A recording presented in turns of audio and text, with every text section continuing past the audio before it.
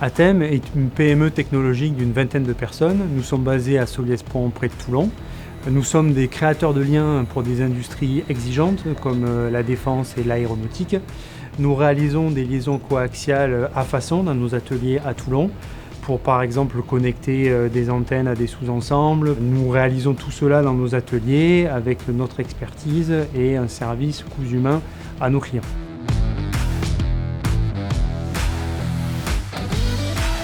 Au-delà de notre métier historique, nous investissons dans notre avenir, à la fois sur la partie élargissement de notre offre en investissant dans notre recherche et développement.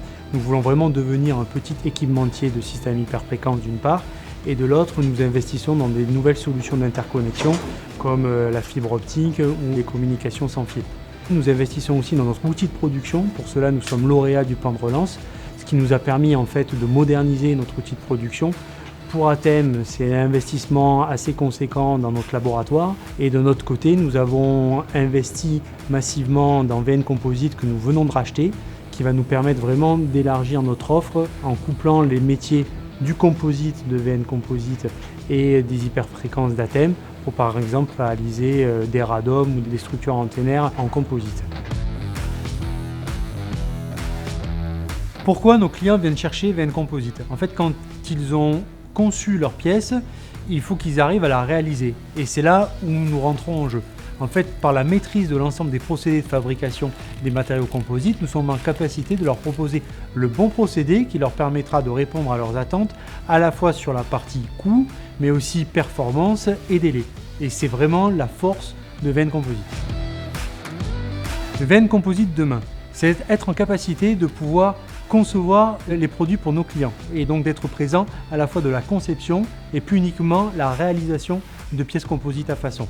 Deuxième sujet très important pour nous, c'est l'empreinte environnementale. Nous voulons réduire l'empreinte environnementale de nos clients en leur proposant par exemple de reconcevoir leurs produits à partir de matériaux biosourcés comme la fibre de lin.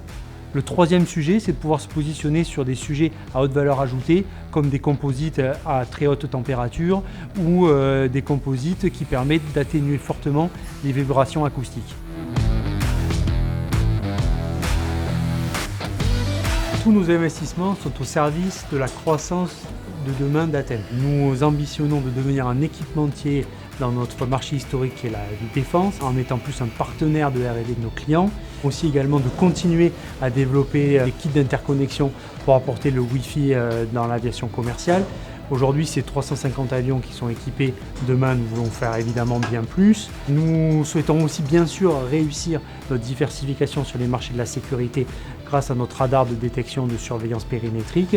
Et en fait, cette approche système que nous sommes en train d'acquérir par nos intenses efforts de R&D va nous permettre de nous positionner dans un marché deep tech à forte ambition et à fort enjeu pour demain, qui est l'ordinateur quantique, où nous devenons en fait un concepteur, un fournisseur de solutions d'interconnexion avec une approche système pour les concepteurs de puces quantiques de demain.